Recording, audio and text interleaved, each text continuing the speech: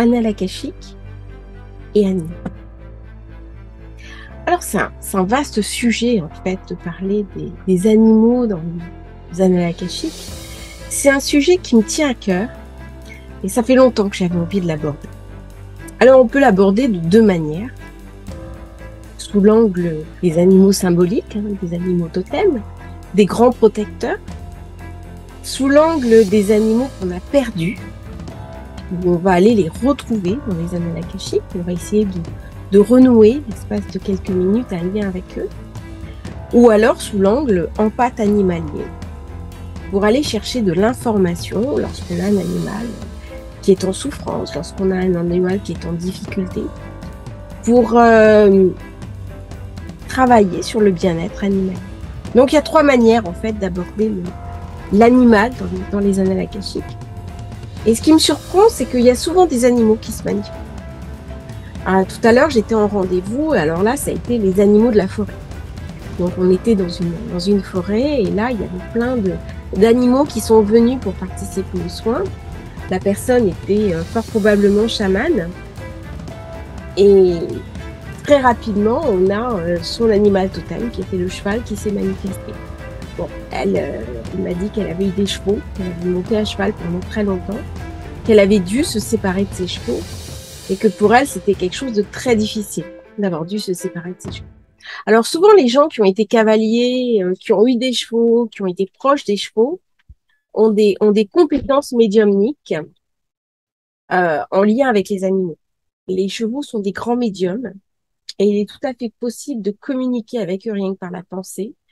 Lorsqu'on monte un cheval, même, de communiquer avec lui rien que par la pensée, de ne pas utiliser du tout ses jambes pour le faire avancer. C'est très surprenant, mais c'est une expérience qui marche très bien. Donc, dans les annales akashiques, quand on se présente, il y a des animaux totems. Donc, moi, j'amène les animaux totems dans l'entrée dans les annales akashiques. Ils demandent à participer aux soins, ils demandent à activer le soin de la personne. Mais je peux très bien voir d'autres animaux, notamment les animaux guérisseurs de la personne. Tout à l'heure, en l'occurrence, c'était un cheval. Et là, quand on voit un animal comme ça qui se présente, qui demande à participer aux soins, à participer, souvent on les croise sur la route quand on va dans les annales akashiques, eh bien, ce sont des animaux de pouvoir, ce sont des animaux totems, c'est l'animal protecteur qui se manifeste et qui dit coucou, je suis là. Je suis ton protecteur. Tu peux utiliser, une fois revenu dans ta vie de tous les jours, ma puissance, pour ma sagesse, ma connaissance, pour mieux vivre ta vie, pour mieux vivre ton incarnation. Donc ça, c'est vraiment les animaux de pouvoir, les animaux totémiques. Alors l'animal de pouvoir, c'est un animal personnel. Normalement, on ne communique pas euh, l'animal de pouvoir aux autres personnes.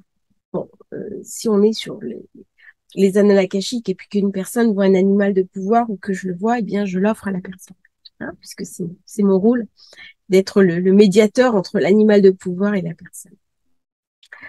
La deuxième chose, quand on va dans les annales akashiques, eh ben, des fois, il y a des gens qui disent, voilà, j'ai perdu un petit chien auquel j'étais très attachée, j'aimerais le retrouver. Ça m'est déjà arrivé. Donc, on est allé se connecter dans les annales akashiques pour apaiser la peine de la dame. Alors, c'est une connexion différente d'avec les défunts qui sont humains. Là, il y a vraiment un endroit pour les défunts humains. Pour les animaux, c'est différent. On peut les connecter à n'importe quel endroit. Ils vont répondre très facilement aux sollicitations. Ils vont se manifester. C'est très touchant d'ailleurs d'assister à ces retrouvailles d'un animal défunt et de pouvoir partager quelques instants avec lui. C'est un peu une deuxième chance. Ça permet aussi de faire son travail de deuil, de passer à autre chose, de comprendre que bah oui, on est séparés, mais qu'en fait, les âmes, elles sont éternelles et que même un animal, eh bien oui, il a sa place dans l'entre-deux-vie. Il y a beaucoup d'animaux dans les entre-deux-vies. Les gens qui aiment les animaux sont tout contents quand ils se retrouvent dans l'entre-deux-vie parce qu'il y a des animaux. Et ils peuvent être mis plus ou moins en contact avec les animaux qui étaient présents dans leur vie sur Terre. Et ils vont les retrouver dans l'entre-deux. Et puis la dernière chose, eh bien, c'est ouvrir les annales akashiques d'un animal et voir un petit peu ce que les annales akashiques de l'animal racontent. Donc, on le fait normalement avec l'accord du propriétaire. On demande, qu'est-ce qui se passe? Quel est le problème? Où est-ce que ça coince? Et dernièrement, j'ai une dame qui m'a dit, voilà, j'ai un chat qui va pas très bien. Qu'est-ce qui se passe? Et alors là, la question dans les années akashiques, elle est arrivée très clairement. J'aime pas mes croquettes. Je me pose la question dans les années akashiques, et puis la réponse revient. J'aime pas mes croquettes. Puis je veux du poisson. Et puis rien de plus. Donc, quand on est revenu, j'ai dit à la personne, eh bien, j'ai entendu, j'aime pas mes croquettes. Et là, la personne, en fait, venait de lui changer les croquettes sur les conseils du vétérinaire, et elle me dit, mais c'est des croquettes qui valent très cher. J'ai investi dans les produits du vétérinaire, c'est des bonnes croquettes. Je dis oui, mais elle aime pas les croquettes. Donc essayez de trouver un autre produit, un pâté, quelque chose pour les chats, et puis vous voyez ce que ça va donner. Et en fait, elle a changé complètement l'alimentation de l'animal. Et elle m'a dit, je la reconnais plus. Elle est mais complètement différente. Plus heureuse de vivre, plus en éveil, plus câline, plus tendre. J'ai reconnu comme elle. Voilà. Et les animaux nous donnent aussi des messages dans les annales akashiques. Ce serait touchant, en fait, de faire de l'empathie animalier. Alors, qu'est-ce que c'est que l'empathie animalier? Eh bien, c'est la capacité qu'a un médium ou un chaman à communiquer avec l'esprit animal et l'esprit d'un animal en particulier. Et là, il va recevoir des messages. L'animal, c'est sur un mode intérieur, bien sûr. On va lui dire, ben voilà, j'ai besoin de ci ou j'ai besoin de ça. J'ai le chat de ma fille, par exemple, qui me disait, j'ai besoin d'un arbre à chat. Donc, j'ai dit à ma fille, il faut que tu lui achètes un arbre à chat. Pareil, 3 semaines après, l'animal était complètement métamorphosé. Et quand il m'a vu, son chat, il me connaissait pas la première fois où il m'a vu, mais ça a été des concerts de miaou, c'était hallucinant. C'est comme s'il m'avait toujours connu. Et je suis restée un an sans le voir. Quand il m'a revu, la chienne m'avait un petit peu oublié, elle m'a grogné. Mais alors le chat, non.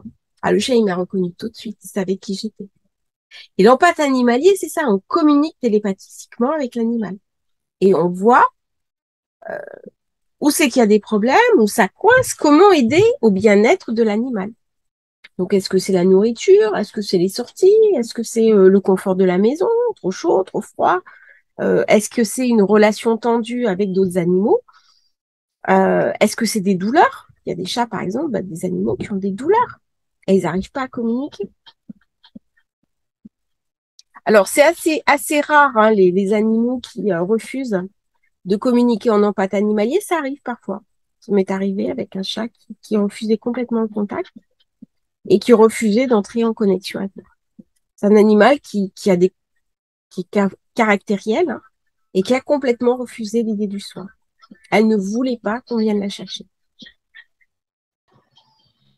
Et donc, l'empathie animalier, eh bien, il est capable de communiquer avec l'animal dans le but du bien-être animalier.